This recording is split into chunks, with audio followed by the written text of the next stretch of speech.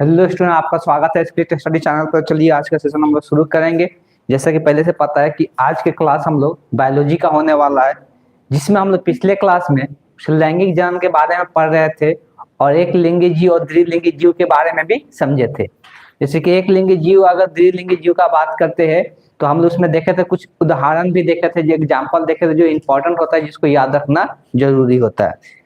जंतुओं में अगर बात करते हैं, जंतुओं में सबसे ज्यादा मोस्ट इंपॉर्टेंट जो होता है पूछा जाता है, जो द्विलिंगी जीव होते हैं कौन सा होते हैं, नाम बताइएगा लोग। पेड़ पौधों में नहीं, जंतुओं में बोले द्विलिंगी जीव का एक केचुआ होता है, जो कि बहुत बड़ा 11 क्लास में इसके बारे में डिटेल में भी पढ़ना रहता है। हाँ, कुछ मछली में भी ऐसा होता है। और एक अगर बात करेंगे पेड़ पौधा में, तो ज्यादा एक देखने को मिलता है पपीता का ज्यादा एग्जाम्पल पूछा जाता है। तो पपीता एक लिंगी है कि द्विलिंगी है? एक लिंगी होता है, इसलिए उसमें कोई एक ही लिंग उपस्थित रहता है, नर या मादा। आप पेड़ पौधा में बताए थे कि लैंगिक अंग का बात करते हैं तो कहाँ पे रहता है? फूलों में रहता है। फूलों में हम लोग देखे थे कि उसमें क्या होता है, एक पुंकेसर होता है, एक क्या होता है, स्त्री केसर होता है। जो पुंकेसर होता है उसको हम लोग क्या कहते हैं? जो पुंकेसर होता है उसको हम लोग क्या कहते हैं? फूल का कौन सा अंग बोलते हैं? नहीं, कौन सा अंग बोलते हैं, नर या मादा? नर अंग बोलते हैं। और जो स्त्री केसर होता है, जो अंडाशय होता है, उसको हम लोग फूल का कौन सा अंग बोलते हैं? मादा अंग बोलते हैं। ठीक, तो ये बात ध्यान में रखिएगा। तो उसी प्रकार से फूल में कोई एक अंग रहता है, दोनों एक साथ नहीं रहेगा, तो उसी को हम लोग क्या कहते हैं? एक लिंगी कहते हैं।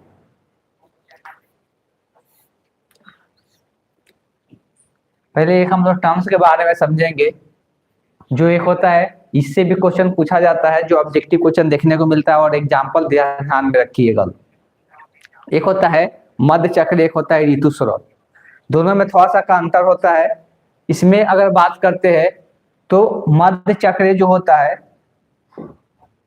इसमें क्या होता है, गैर प्राइमेट, जिसको नॉन प्राइमेट भी बोलते हैं, स्तनधारी। जितना भी देखिए दोनों में स्तनधारी जीव में ही देखने को मिलता है। स्तनधारी जीव किसको कहते हैं? स्तनधारी जीव किसको कहते हैं? जो एक तो उनका दो नेचर होता है, एक होता है कि जो अपने बच्चे का क्या करते हैं, दूध पिलाते हैं। दूसरा, उनके शरीर पर क्या होते हैं, रोम रहेंगे, बाल रहेंगे, उसको हम लोग क्या कहते हैं? स्तनधारी जीव कहते हैं। तो देखो, गैर प्राइमेट स्तनधारी जीव जो होता है उसमें कौन आ जाता है?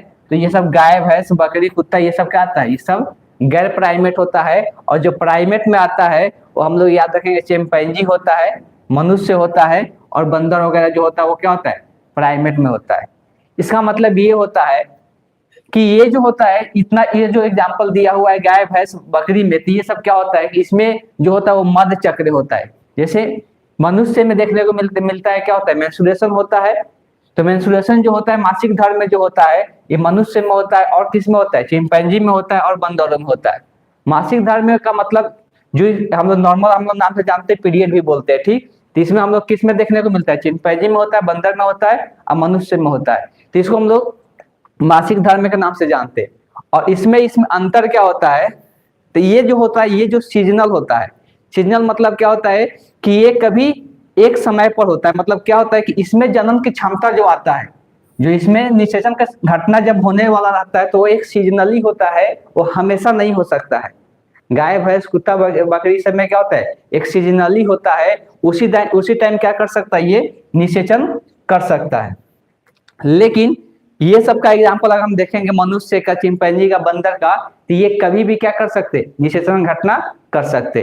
तो इसमें इसीलिए क्या होता है, मंथली, मासिक धर्म में देखने को मिलता है कि ये मंथली टाइप हमको देखने को मिलता है, 28 दिनों पर होता है, हमेशा रिपीट करता है। लेकिन इसमें ऐसा नहीं होता है, कोई एक सीजनली हमको देखने को मिलता है, जिसमें हम लोग क्या देखने को मिलता है, गाय, भैंस, बकरी सब में एक सीजनली हम लोग को देखने को मिलेगा। हमेशा ये क्या कर सकते हैं? हमेशा ये जन्म नहीं कर सकते। तो हमेशा जो जन्म नहीं कर सकते, तो एक सीजनली हम लोग को देखने को मिलता है, तो उसको हम लोग क्या कहते हैं? मध्य चक्र कहते हैं। और जो जो हमेशा जन्म कर सकते हैं उसको हम लोग क्या कहते हैं? ऋतुस्राव के नाम से जानते हैं। तो एक जीव का नाम ध्यान में रखना है, डायरेक्ट एग्जाम्पल पूछा जाता है। कोई इसमें का पूछ देगा या इसमें का कुछ भी पूछ सकता है।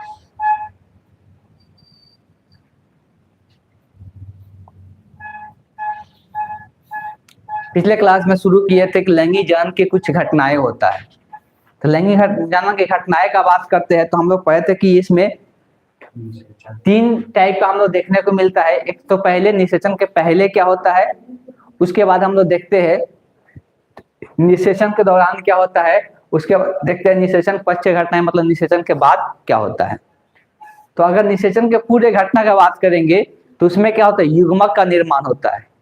युग्मक निर्माण होता है, फिर युग्मक का क्या होता है, स्थानांतरण होता है। दो चीजें इसमें देखने को मिलता है। युग्मक का निर्माण होता है, तो सबसे पहले हम लोग जानते हैं कि युग्मक का निर्माण होता है। युग्मक के निर्माण के बारे में पहले थोड़ा बहुत बता चुके हैं कि युग्मक का निर्माण होता है, जनन अंग होता है, जनन अंग के जनन कोशिका होता है, और जनन कोशिका ही क्या होता है, और सूत्री विभाजन करके किसका निर्माण करता है, युग्मक का निर्माण करता है। और युग्मक जो होता है वो क्या होता है, अगुणित होता है। इसके बारे में भी बताया था, इसमें गुणसूत्र की संख्या कितनी हो जाती है, आधी हो जाती है। तो युग्मक का निर्माण के बारे में पहले से हम लोग जान चुके हैं। तो यहाँ पे दिया हुआ है युग्मक निर्माण, सबसे पहले हमको जो देखने को मिलता है वो क्या होता है, युग्मक का निर्माण होता है। तो मानव और उच्च जंतुओं में यह दो प्रकार के होते हैं। हम लोग जानते हैं युग्मक निर्माण एक क्या होता है, शुक्र जनन होता है, दूसरा क्या होता है, अंड जनन होता है। मतलब शुक्र जनन का मतलब क्या होता है, जिसमें क्या होता है, विरेचन होता है, नर में विरेचन पाया जाता है, जिसमें क्या देखने को मिलता है, उसी से क्या होता है, शुक्राणु का निर्माण होता है। तो उसी को हम लोग क्या कहते हैं, शुक्र जनन कहते हैं। नर में विरेचन पाया जाता है जनन अंग के रूप में, और इसी में क्या होता है, शुक्राणु का निर्माण होता है। और मादा जो होते हैं उनमें क्या होता है, अंडाशय होता है, और उसी अंडाशय के अंदर क्या होता है, अंडाणु का निर्माण होता है। तो यही दो युग्मक बनते हैं नर और मादा में। ठीक, युग्मक बनने के बाद युग्मक का क्या होता है, स्थानांतरण होता है। स्थानांतरण का मतलब ही होता है कि एक जगह से दूसरी जगह जाना। ठीक, तो युग्मक जब बन जाते हैं तो युग्मक का स्थानांतरण हम लोग को देखने को मिलता है। तो लैंगिक प्रजनन में निषेचन से पूर्ण होने वाली एक महत्वपूर्ण प्रक्रिया है, जिसमें नर युग्मक, या हम लोग बात करते हैं किसका, पेड़ पौधा होता है तो उसमें क्या होता है, परागकण होता है। इसका अगला चैप्टर में हम लोग डिटेल में पढ़ेंगे परागकण कैसे होता है, क्या होता है। तो इसमें अगर यहाँ पे क्या होता है, परागकण होता है, मादा युग्मक तक पहुंचाया जाता है, उसी घटना को हम लोग क्या कहते हैं, तो युग्मक स्थानांतरण कहते हैं। देखो पहले से ही अगर हम लोग पढ़ते हैं तो ये जानते हैं कि जो मादा युग्मक बनते हैं वो क्या होता है, अचल होता है। अचल का मतलब क्या है कि वो गतिमान नहीं होता है। लेकिन जो नर युग्मक शुक्राणु बनता है वो क्या होता है, चल होता है, गतिमान होता है। ठीक, तो हम लोग बात करते हैं कि युग्मक का स्थानांतरण हम लोग देखते हैं कि क्या होता है कि अगर मनुष्य का बात करेंगे तो मनुष्य में क्या होता है कि मादा के शरीर में क्या होता है, शुक्राणु का स्थानांतरण हम लोग को देखने को मिलता है। और शुक्राणु हम लोग देखते हैं अगर मनुष्य का हम लोग जनन अंग का स्ट्रक्चर बनाते हैं तो कुछ इस प्रकार का स्ट्रक्चर हम लोग को देखने को मिलता है, जिसमें क्या होता है, यहीं पर क्या होता है, अंडाशय होता है, और इसी से क्या होता है, अंडाणु निकलता है। तो अंडाणु निकलने के बाद यहाँ पे फुलोपियन नली में आके क्या हो जाता है, रुक जाता है। तो अंडाणु यहाँ पर फुलोपियन नली में आकर रुक जाता है, और ये यहाँ से योनि का रास्ता होता है, जिससे क्या होता है, शुक्राणु गतिमान होते हुए चलते हुए यहाँ पे पहुंचता है। तो गतिमान होते यहाँ पर शुक्राणु पहुंचता है, और जब यह पहुंचता है तो यहाँ पर क्या होता है कि यही यहाँ पे क्या होता है, युग्मक का स्थानांतरण कहलाता है। जब यहाँ पे युग्मक क्या होता है, स्थानांतरित होकर यहाँ पे फुलोपियन नली में आता है तो उसको युग्मक का स्थानांतरण कहते हैं। और दूसरा पेड़ पौधा का बात करते हैं, तो मान लेते हैं पेड़ पौधा में क्या होता है, फूल होता है। अब यहाँ पर बताया था कि पेड़ पौधा में ये फूल का जो पार्ट होता है वो क्या होता है, तो इसी को हम लोग क्या कहते हैं, पुमंग कहते हैं, और इसको हम लोग क्या कहते हैं, स्त्री केसर कहते हैं। तो स्त्री केसर का ये वर्तिकाग होता है। ठीक है, ये पुमंग होता है। तो पुमंग में ये क्या होता है, परागकोश होता है। ऊपर वाला को हम लोग क्या कहते हैं, परागकोश कहते हैं। यहीं पर क्या बनता है, परागकण का निर्माण होता है। और परागकण क्या होता है कि परागकण जब यहाँ से निकल के वर्तिकाग पे आता है और ये आकर अंदर की ओर जाता है, इसके अंडप से जाके मिलता है, तभी जाके बीज का निर्माण होता है। अगर परागकण यहाँ से निकल के आके इसका अंडप से जाकर नहीं मिलेगा तो वहां पर बीज का निर्माण नहीं होगा। तो इस केस में हम लोग देखने को मिलता है कि यहाँ का परागकण जो है, ये परागकण स्थानांतरित होकर यहाँ पे पहुंचता है वर्तिकाग तक। तो इसी घटना को हम लोग परागन कहते हैं। तो यहाँ पर भी क्या हो रहा है, ये जो युग्मक बन रहा है इसको हम नर युग्मक के रूप में बोलेंगे। तो यहाँ पर भी युग्मक बन रहा है, युग्मक का क्या हो रहा है, स्थानांतरण हो रहा है, यहाँ तक पहुंच रहा है। तो यही होता है युग्मक का स्थानांतरण। तो दोनों केस में होता है, कोई जंतु में भी वैसे ही होता है यहाँ पर, और पेड़ पौधा में भी इसी प्रकार का देखने को मिलता है।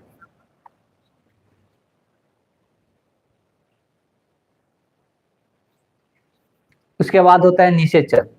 निषेचन का मतलब यही है कि पहले से आप लोग भी जानते हैं कि दोनों युग्मक बन रहा है, नर युग्मक बन रहा है। नर युग्मक के रूप में हम लोग शुक्राणु ले सकते हैं, मादा युग्मक बन रहा है जिसको क्या होता है, अंडाणु होता है। और दोनों को आपस में मिलना ही, मिलने के बाद फिर से एक कोशिका का निर्माण होता है। इसलिए पहले से बताते आ रहे जो युग्मक होता है वो क्या होता है, अगुणित होता है। तो दोनों अगुणित युग्मक आपस में क्या हो गए, मिलेंगे। तो मिलने की घटना को हम लोग क्या कहते हैं, निषेचन कहते हैं। और मिलते ही वो एक कोशिका का निर्माण करता है। इसलिए पहले से पता है कि जो युग्मक है, अगर ये नर युग्मक है और यहाँ पर क्या है, मादा युग्मक है, तो दोनों के दोनों हमको पता है कि ये अगुणित होता है। गुणसूत्र की संख्या कितना होती है, 23 होती है। आपस में ये जैसे ही मिलेगा, तो मिलने के बाद यहाँ पर किसका निर्माण होता है, तो मिलने के बाद इसको हम लोग क्या कहते हैं, युग्मनज कहते हैं। युग्मनज 23 मिलकर यहाँ पे गुणसूत्र की संख्या कितना हो जाती है, 46 हो जाती है। 46 हो जाएगा तो इसको हम लोग क्या कहेंगे, एकल कोशिका कहते हैं। एक कोशिका का निर्माण हो जाता है। मतलब जो युग्मक बना वो एकल कोशिका होता है, एक कोशिका का निर्माण होता है। और यही क्या होता है, बाद में इसी का विभाजन होके ये क्या हो जाता है, बहु कोशिका का निर्माण होते जाता है। और ऐसे वृद्धि करते करते क्या होता है, एक जीव का निर्माण कर लेता है। और ये जो मिलने की घटना होता है, अगर मानव की बात करेंगे तो ये जो दोनों मिला, अभी दिखा ही रहे थे, कहाँ पे मिलता है, फैलोपियन जो ट्यूब होता है, फैलोपियन नली होता है, वहीं पर मिलता है। तो यहाँ से मिलने की घटना को हम लोग क्या कहते हैं, निषेचन कहते हैं। निषेचन का बात करेंगे, निषेचन हम लोग को ये जो घटना होता है मिलने का, दो टाइप का हम लोग को देखने को मिलता है।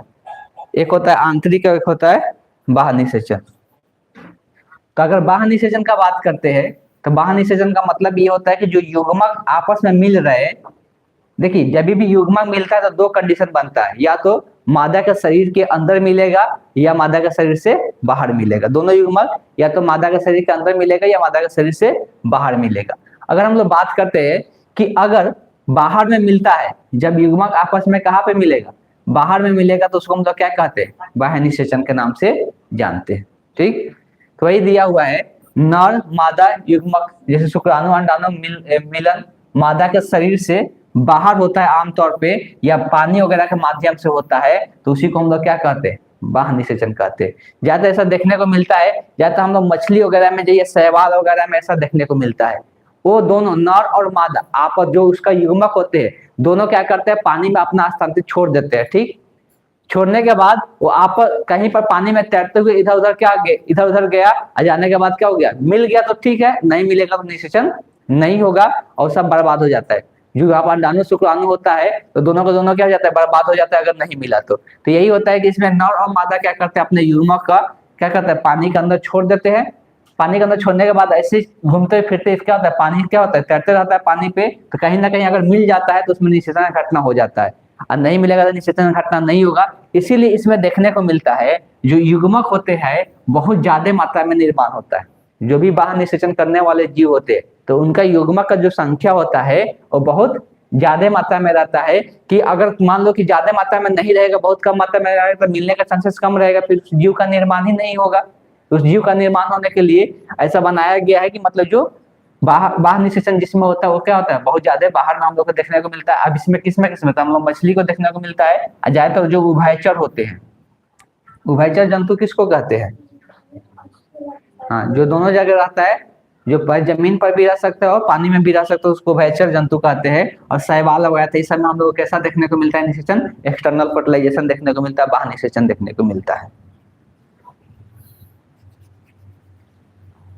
दूसरा हम लोग आंतरिक निषेचन, तो आंतरिक निषेचन के बारे में जानते ही है कि इसमें नर और मादा युग्मक क्या होता है, मादा के शरीर के अंदर मिलते हैं। जो मिलने का प्रोसेस होता है उसका नाम हम लोग क्या बोलते हैं, संभोग बोलते हैं। के दौरान नर युग्मक मादा युग्मक के शरीर में क्या कर दिया जाता है, छोड़ दिया जाता है।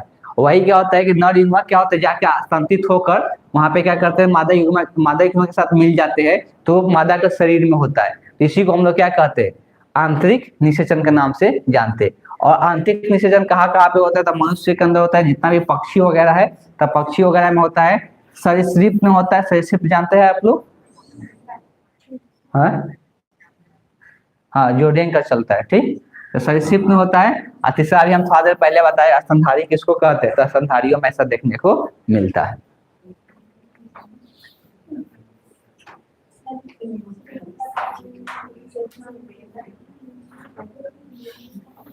अब निषेचन पश्च घटना है। जब निषेचन की क्रिया हो जाता है, तो निषेचन की क्रिया होने के बाद सबसे पहले हम क्या बोले, किसका निर्माण होता है, युग्मनज का निर्माण होता है।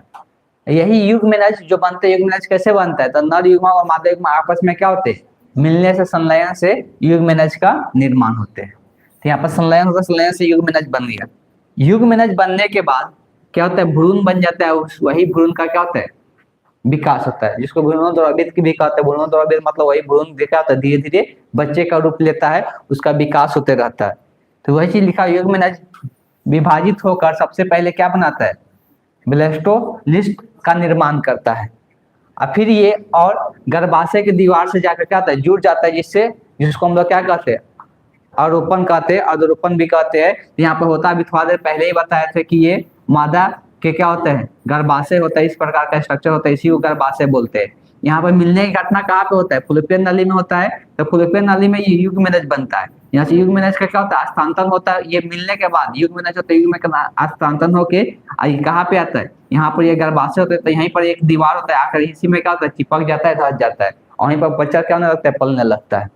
तो उसी को हमने आप अर्धरोपण कहते हैं।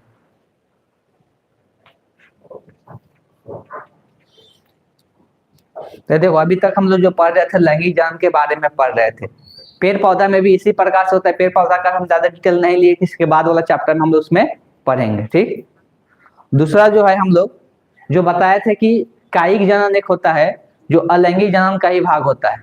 बोले थे कायिक जनन जो होता है किसका भाग होता है, अलैंगिक जनन का ही भाग होता है।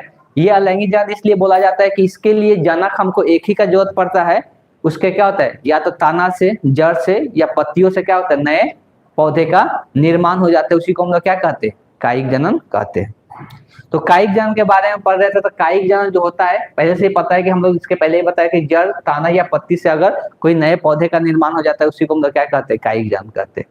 तो कायिक जनन जो होता है दो प्रकार से होते हैं, या एक तो प्राकृतिक रूप से होगा, और दूसरा क्या होगा, कृत्रिम रूप से।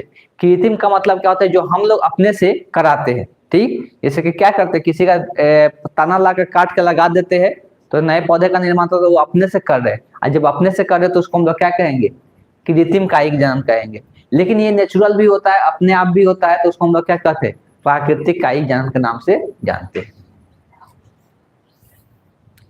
तो दोनों के बारे में एक करके पढ़ लेते हैं। अब देखिए यहाँ में दिया हुआ प्राकृतिक कायिक जनन, तो इसमें क्या होता है, प्राकृतिक कायिक जनन वह प्रक्रिया है जिसमें पौधे अपने शरीर के किसी भाग से, जड़, तना या पत्ती से क्या कर लेते हैं, नए पौधे का निर्माण कर लेंगे। ये अपने आप करेंगे, हम लोग इसमें कुछ करने नहीं जाएंगे। तो इसको हम लोग क्या कहेंगे, प्राकृतिक कायिक जनन कहते हैं।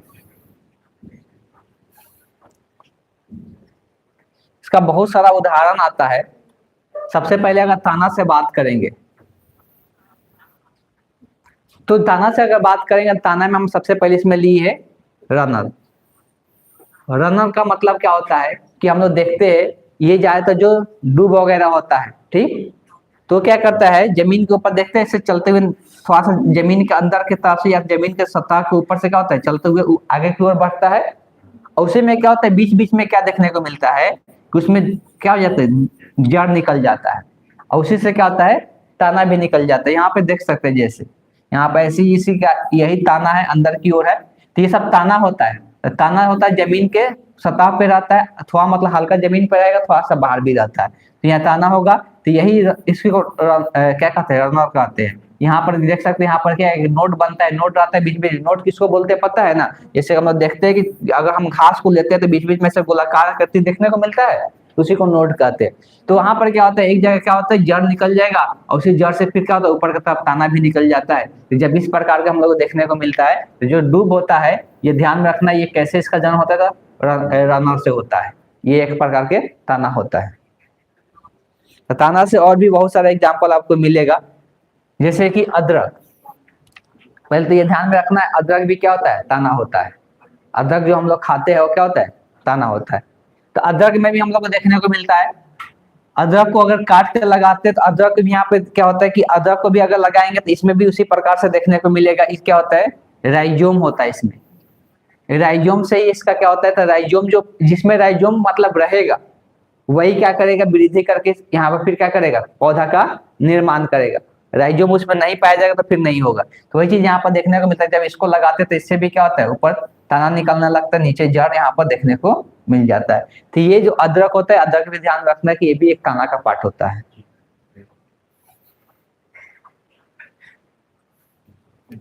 आगे आप लोग पढ़े होंगे आलू। तो आलू भी जान लीजिए, आलू भी क्या होता है, ताना ही होता है। ठीक, तो ताना ये किससे निकलता है, ट्यूबर। तो उसमें ट्यूबर होना चाहिए। ट्यूबर जैसे कि हम लोग को देखने को मिलता है, इसका आँख जिसको हम लोग बोलते हैं। ठीक, जैसे कि आलू काटते हैं जैसे बोने के लिए, तो देखते हैं ना, बोलते हैं लोग क्या करना है, आँख बचा के। आँख उसमें नहीं रहेगा तो वो क्या होगा, नहीं जमेगा। ठीक, आँख रहेगा तो वो जम जाएगा। तो ये भी ताना का पार्ट होता है, तो उसमें आँख रहना चाहिए। तो आँख से वहां पे क्या होता है, वहां पे ताना वगैरह निकलता है, तो आँख उसमें होना चाहिए, तब जाके वो जमेगा। तो ये भी ताना का पार्ट होता है।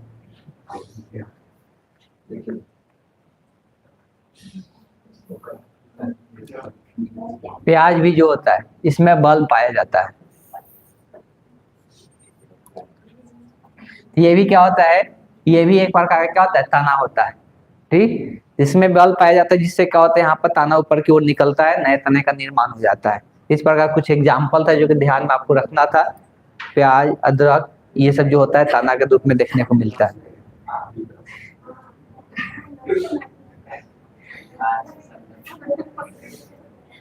देखो जड़, जड़ के द्वारा भी क्या देखने को मिलता है, तो जड़ के द्वारा भी हम लोग को कुछ ना कुछ देखने को मिलता है, जो क्या करता है, नए पौधे का निर्माण करता है।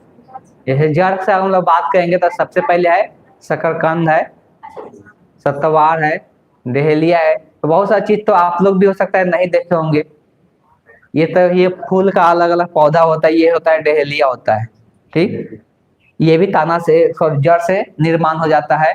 और ये सतवार है, देखेगा कहीं पर, हाँ, लेकिन ये देखे होंगे लोग, ये तो सबको पता होगा। ठीक, पता है ना, ये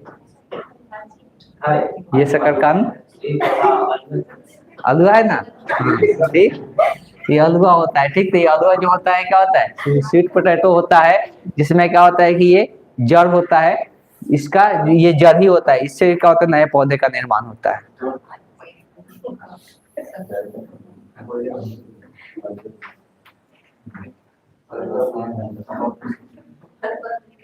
आगे क्या है, पत्ती द्वारा। पत्ती में ज्यादा पौधा ऐसा नहीं होता है कि पत्ती द्वारा निर्माण होता है, एक ही दो पौधा हम लोग को देखने को मिलता है जो पत्तियों द्वारा क्या होता है, नए पौधे का निर्माण होता है। तो वही चीज लिखा हुआ है, इसलिए सब टाइप का पौधा को बहुत कम कम मिलता है। अगर एग्जाम्पल लेंगे तो ये है बायोफिलम है। ठीक, या क्लेंचो हम लोग देखने को मिलता है। तो दो एग्जाम्पल यहाँ पर दिया हुआ है, जिससे क्या होता है, जिसके पत्तियों से नए पौधे का निर्माण होता है। जैसे देख सकते हैं, इसके पत्तियों को लास्ट में यहाँ पर देखिए, छोटे छोटे यहाँ पे टाइप का विकसित होने लगता है, एक पौधे का निर्माण होने लगता है। यहाँ पर भी बर्ड्स पाया जाता है, बर्ड्स टाइप का निकलेगा, फिर यहाँ पर तना निकलने लगता है, तो नए पौधे का इससे भी क्या हो जाता है, विकास हो जाता है।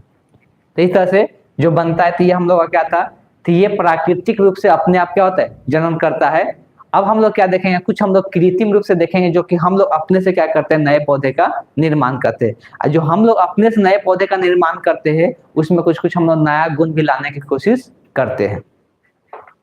जैसे लैंगिक जनन भी होता है ना, तो लैंगिक जनन भी अपने से हम लोग कर सकते, करा सकते। पेड़ पौधा में लैंगिक जनन हम लोग अपने से भी करा सकते। अगर पेड़ पौधा में लैंगिक जनन का बात करेंगे तो कैसे होता है, अभी थोड़ा देर पहले बता रहे थे कि परागकण निकल के कहाँ तक, वर्तिकाक तक जाता है। तो ये तो इंसान भी लेके जा सकता है ना उसके वर्तिकाक तक, जो ही नहीं है कि कोई अपने माध्यम से ही जाए। तो इंसान के द्वारा क्या किया जाता है, एक उपाय किया जाता है। जैसे कि मान लो कुछ दिन पहले भी एक एग्जाम्पल दे रहे थे कि हमको क्या चाहिए, मान लो कि गेहूं का पौधा है, लेकिन हमको गेहूं का पौधा वैसा चाहिए जिसका जो बीज हो उसमें ज्यादा मात्रा में प्रोटीन हो, ठीक, और कम जगह में उपज क्या हो, ज्यादा हो। तो हमको वैसा बीज का निर्माण करना है।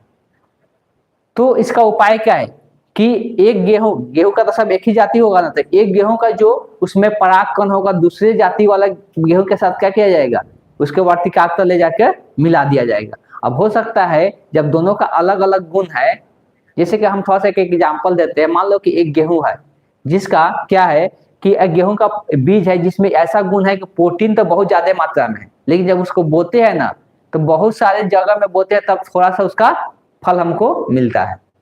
लेकिन एक गेहूं है जिसका क्या होता है, थोड़ा ही जगह में क्या है, उसका उपज बहुत ज्यादा है, लेकिन उसका प्रोटीन क्या है, कम है, अच्छा नहीं है।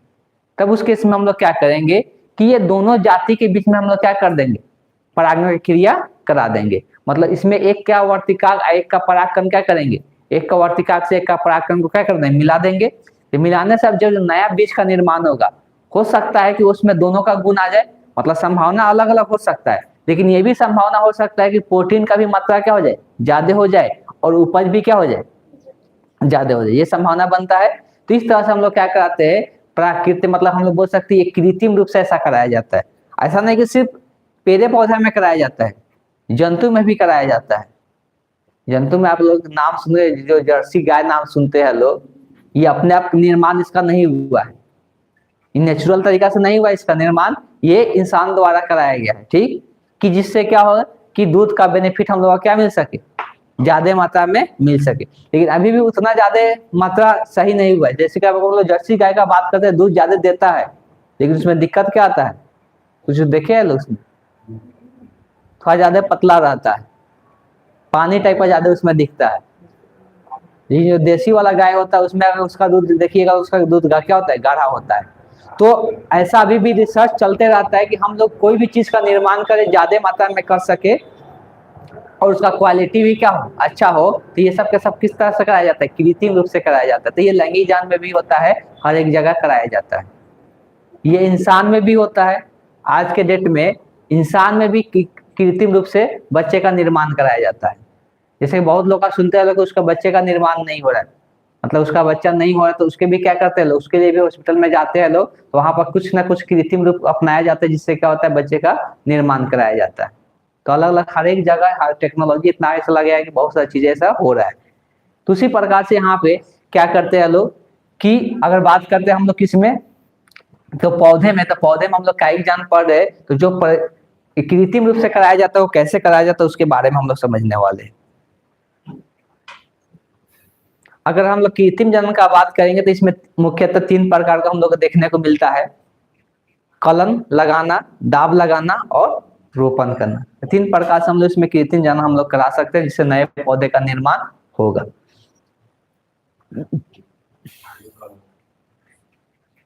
एक तो आप लोग बहुत ज्यादा हम लोग भी किए हैं कि बहुत सारा का ताना क्या करते हैं, काट के लाते हैं, ला के लगा देते हैं।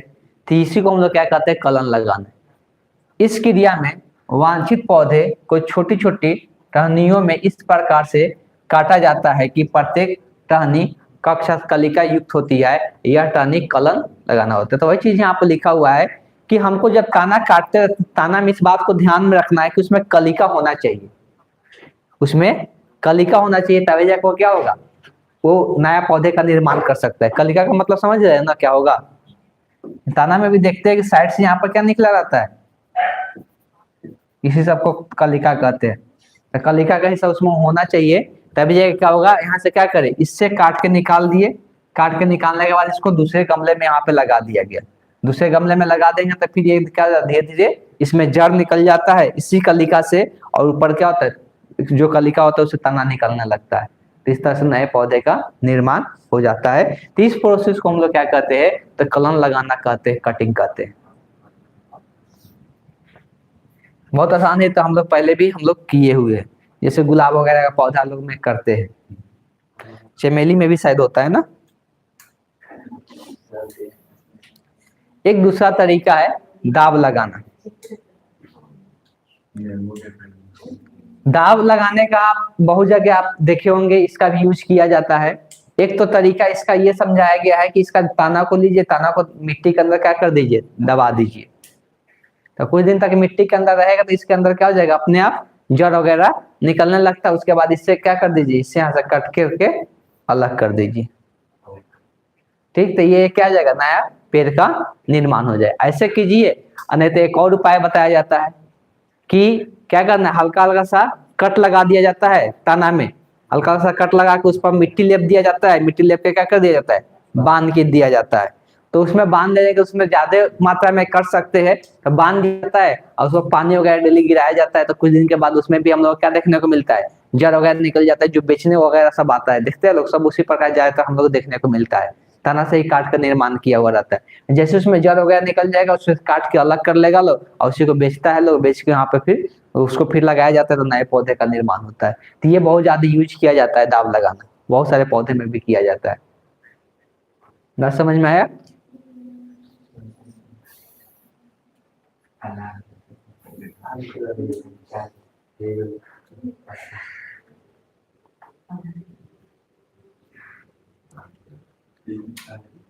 ये जो होता है रोपण होता है, इसमें थोड़ा सा ये अलग प्रकार का थोड़ा विधि होता है। इससे थोड़ा सा हम लोग क्या करते हैं, इससे हम लोग फायदा भी होता है। इसमें दो अलग अलग पौधे को भागों को क्या करते हैं, जोड़ते हैं। एक जड़ सहित पौधा रहता है, एक बिना जड़ सहित रहता है। देखिए इसमें करना क्या है कि दो अलग अलग पौधे का भाग को लेना है, ठीक। और इसमें क्या कर दिया जाता है, अब यहाँ पर लिखा हुआ है कि जो पहला पौधा होता है एक पूरक टुकड़ा अथवा श्यान जोड़ा जाता है, जो दो भिन्न पौधे के भागों में इस प्रकार जोड़ा जाता है कि इस क्रिया को रोपण करते हैं। ऐसे प्रक्रिया में आम, नींबू और सेब का आम, जैसे होता क्या है कि मान लो कि मेरे पास दो पौधा है, तो दो अगर पौधा होता है और दोनों पौधा आम का ही होना चाहिए, ऐसा नहीं कि अलग अलग पौधा होना चाहिए, लेकिन दो पौधा अलग अलग होना चाहिए, लेकिन दोनों एक ही जाति का होना चाहिए, ठीक। दोनों आम का होना चाहिए, दोनों नींबू का होना चाहिए, दोनों सेब का होना चाहिए। तो इस केस में हमको पता है, अभी थोड़ा देर पहले आपको बता रहे थे कि हम इसमें क्या करने वाले हैं। मान ले कि ये आम ही का पौधा है, तो अगर ये आम का पौधा है तो हो सकता है कि इस आम के पौधा में कुछ अलग गुण होगा, इस आम के पौधा में कुछ अलग गुण होगा।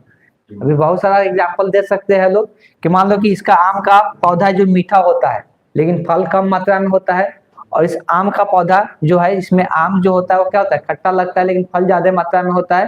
लेकिन अभी से ज्यादा मात्रा में तो ज्यादा फायदा है नहीं, लेकिन ये कम मात्रा में है तो फायदा है, ठीक। तो हम ये चाहते हैं कि ऐसा पौधा का निर्माण हो जाए जिसमें क्या हो जाए, मीठा भी हो जाए, ज्यादा मात्रा में भी हो जाए। तो हम ये उपाय एक कर सकते हैं कि इसका मान लो कि ये जड़ लगा हुआ है नीचे में, और इसका भी यहाँ पे जड़ लगा हुआ है। अब इसमें से क्या करेंगे, इसका एक पार्ट काटेंगे, इसका एक पार्ट यहाँ से क्या करेंगे, कट कर लेंगे। कट थोड़ा इस प्रकार से करना है, देख सकते हैं ऐसा किया गया है ना। और इसमें भी एक ताना में क्या करना है, ऐसा कट लगाना है। ये ताना है तो यहाँ पे ऐसा कट लगाना है कि नीचे यहाँ पर गड्ढा टाइप का इसमें हो जाए, और ये वाला जो कट यहाँ से लगाए है इसमें लाकर क्या कर देना है, बांध देना है। और उस पर मिट्टी वगैरह लेप कर उसको क्या कर देना है, बांध देना है। अब धीरे ऐसा बांधना रहता है कि इसमें का जितना भी पोषण तत्व आएगा सब इसके थ्रू, इस ताना के थ्रू उसमें चला जाए। बांधने का तरीका सही नहीं होगा तो फिर नहीं जाएगा। जैसे इसमें का पोषण तत्व इसमें नहीं पहुंचेगा तो फिर धीरे धीरे क्या हो जाएगा, नष्ट हो जाएगा, सूख जाएगा। तो पोषण तत्व जितना भी मिल रहा है पौधा का, ये सारा इसके थ्रू जाना चाहिए। मतलब हम लोग पढ़ते जो जाइलम ऑफ फ्लोएम पढ़ते हैं ना, तो जाइलम फ्लोएम का जो होता है उसका ये प्रोसेस एक दूसरे से अच्छे से कनेक्ट हो जाना चाहिए, जो इसमें का इसमें चला जाए। और धीरे धीरे क्या होगा कि अब ये धीरे धीरे इसका निर्माण होने लगेगा, ये बढ़ने लगेगा। जब ऐसा होगा तो अब ये वाला में क्या हो गया, दोनों का गुण आ जाएगा, इसका भी गुण रहेगा और इसका भी गुण रहेगा। तो हो सकता है कि अब ये जो पौधा का निर्माण करेगा, हो सकता है दोनों का गुण उसमें देखने को मिलेगा। तो जरूरी नहीं है कि मीठा हो अधिक ही फल हो, उल्टा भी हो सकता है, इकट्ठा हो जाए फल का मात्रा भी क्या हो जाए, कम हो जाए। तो ये प्रोसेस कराया जाता है, मतलब हम लोग को उसमें चेक किया जाता है बाद में करा करके हमको जो चाहिए वो मिल रहा है कि नहीं मिल रहा है। तो ये हर एक जगह हर एक जीव जंतु में कराया जाता है, ये कृत्रिम रूप से हर एक जगह हम लोग को देखने को मिलता है, जिससे क्या हो जाए कि हम लोग अच्छे से अच्छे क्या हो जाए, कोई भी पौधा का निर्माण कर सके और उसका बेनिफिट हम लोग ज्यादा मात्रा में मिल सके। जैसे कि आप लोगों को पता है कि हम लोग क्या जनसंख्या बढ़ते जा रहा है, जनसंख्या बढ़ते जा रहा है तो खाने पीने का कमी होते जा रहा है, तो उसके जगह पर हम लोग कुछ और उपाय होना चाहिए। अभी हम लोग देखते हैं कि मछली पालन बहुत ज्यादा होने लगा, पहले इतना होता था क्या, नहीं होता था। अब उससे लोग क्या करते हैं, पैसा भी कमा रहे हैं, खाने पीने का एक साधन भी बढ़ गया, तो इस तरह से मछली पालन कराया जा रहा है बहुत ज्यादा मात्रा में। तो ये सब क्या किया जाता है कि ऐसा ऐसा कृत्रिम रूप यूज किया जाता है, जिससे मुर्गी पालन कराया जाता है। तो मुर्गी पालन में भी वही होता है कि अब ऐसा टाइप का मुर्गी पालन किया जाता है कि कम दिनों में क्या होता है, बहुत ज्यादा वृद्धि देखने को मिल जाता है, ठीक। तो ये सब चीजें हम लोग को देखने को मिलता है। तो ऐसा ऐसा उपाय किया जा रहा है कि मतलब ज्यादा मात्रा में क्या हो सके, खाने पीने का सामान जो हो सके वो मिल सके। तो सेम इसी सब सेम पेड़ पौधा में भी कराया जाता है। ये पेड़ पौधा में पहले का आम देखते थे लोग, आम का पौधा उगते उगते कितना साल बीत जाता था, अब ऐसा होता है क्या, हाइब्रिड हो गया। हाइब्रिड का मतलब वही होता है कि ये इंसान द्वारा बनाया गया है, ठीक। उस पौधा का निर्माण जो इंसान द्वारा किया गया है, हाइब्रिड कर दिया गया है, कि हम लोग कुछ ही सालों में क्या देखने को मिलता है, 2-3 साल में हम लोगों को देखने को मिलेगा, उस पर फल आना शुरू हो जाता है। लेकिन पहले ऐसा नहीं होता था।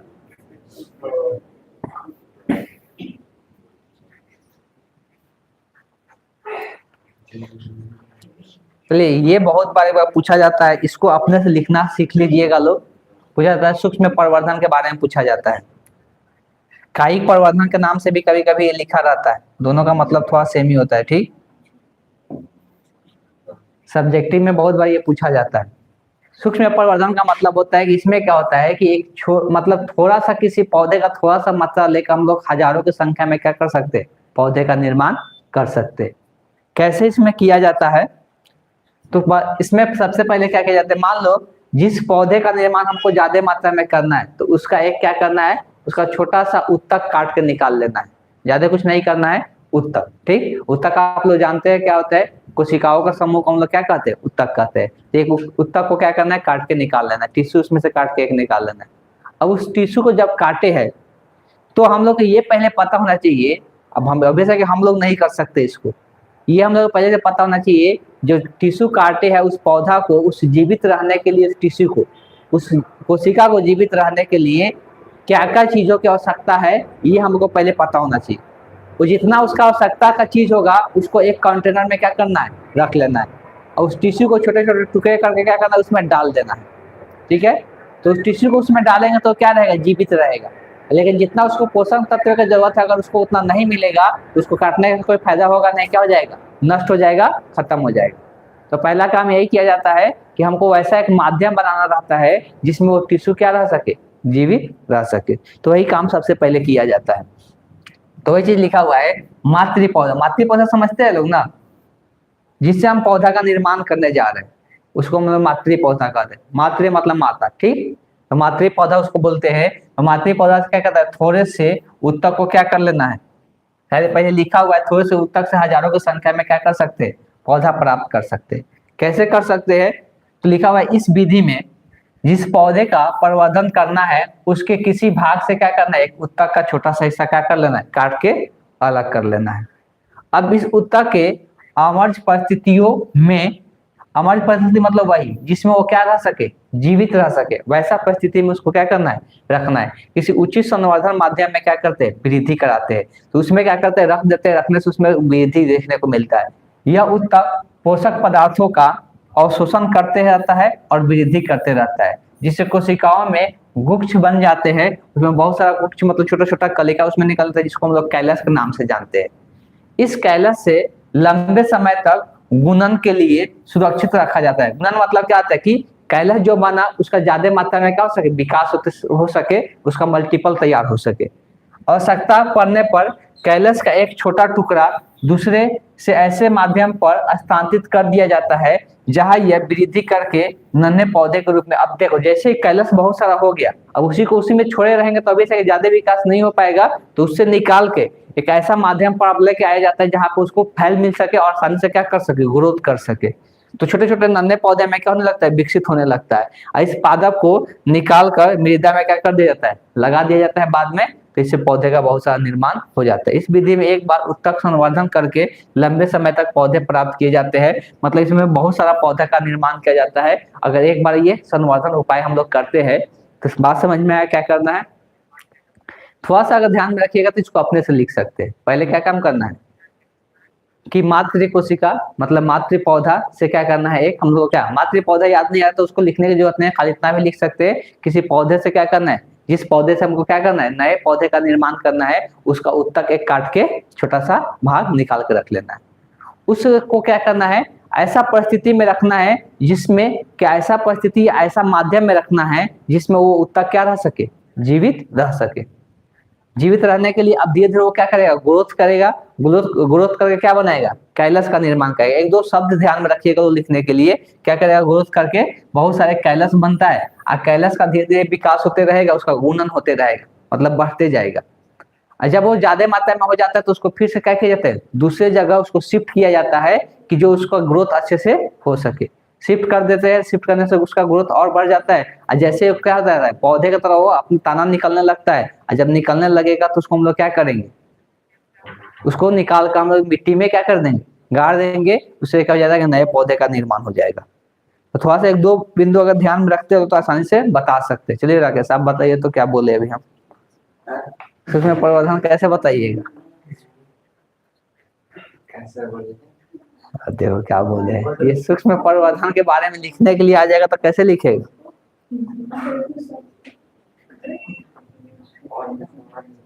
नहीं वैसा नहीं होता तो लिख ही नहीं पाएगा, पढ़ के समझ में दिमागे में रह जाएगा, जब लिखने बैठेगा तो सोचते रह जाएगा क्या लिखे।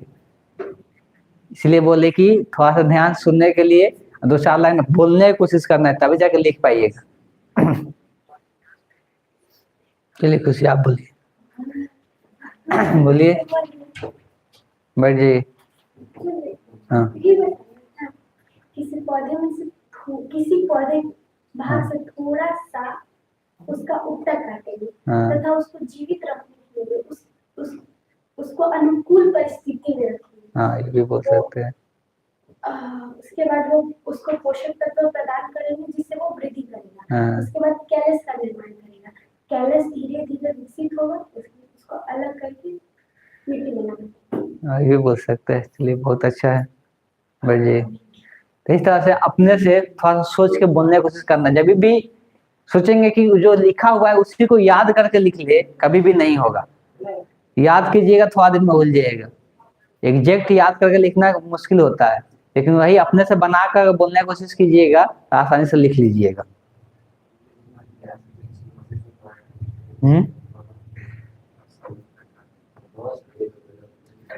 अच्छा, ये आप लोग जानते हैं जो ये बीज होता है, कोई चीज का बीज निकल के आता है, बहुत दिन तक हम लोग रखे रहते हैं, ये मर जाता है कि जीवित रहता है? हाँ हाँ, जीवित रहता है। इसमें पानी का भी मात्रा रहता है। जो भी बीज होता है इसमें पानी अगर पूरा सूख जाएगा तो कभी भी जीवित नहीं रहेगा। वो एक कोशिका, उसमें कोशिका होता है, कोशिका को जीवित रहने के लिए जितना उसमें पोषक तत्व होता है उपस्थित रहता है, वो जीवित रहता है। लेकिन अगर उसको क्या करेंगे, कुछ अलग तरीका से कुछ कर देंगे, कुछ भी उसको कर देंगे, ठीक। जैसे कि क्या होता है कि बहुत सारे देखते हैं ना कि बीज क्या हो जाता है, मर जाता है। तो बीज मरने का रीजन पता है कैसे कैसे मरता है?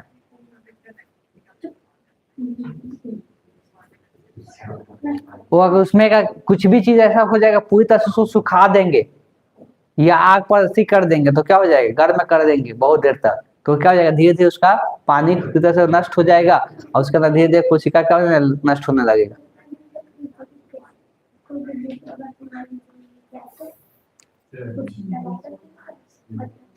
उतना दिन तक जीवित कैसे रहता है?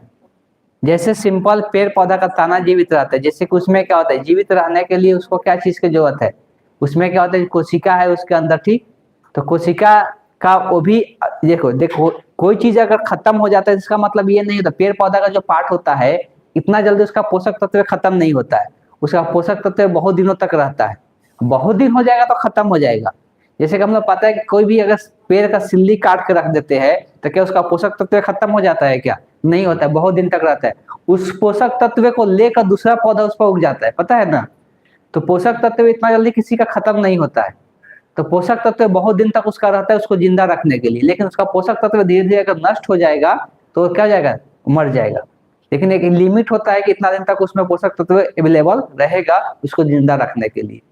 तो हर एक चीज का पोषक तत्व उसमें रहता है अवेलेबल, धीरे धीरे बाद में जाके वो नष्ट होता है। इसको ध्यान में रखिएगा लोग। इसका बस एक खाली और सेशन लेंगे, एक और क्लास कल होगा जिसमें ऑब्जेक्टिव क्वेश्चन का डिस्कशन कर देंगे। ऑब्जेक्टिव क्वेश्चन के साथ कुछ कुछ जो इम्पोर्टेंट पॉइंट है उसका हम एक देखते हैं, उसको बना के हम उसको खत्म कर देंगे चैप्टर को।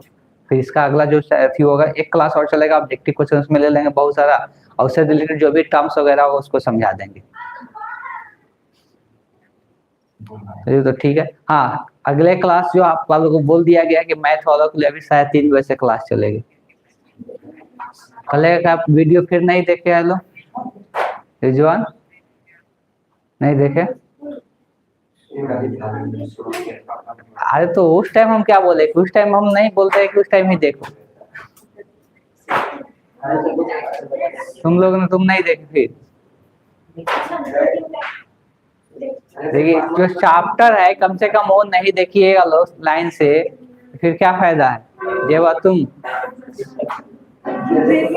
हाँ ये चैप्टर का 2 वीडियो हो गए, दोनों में से कोई देखी?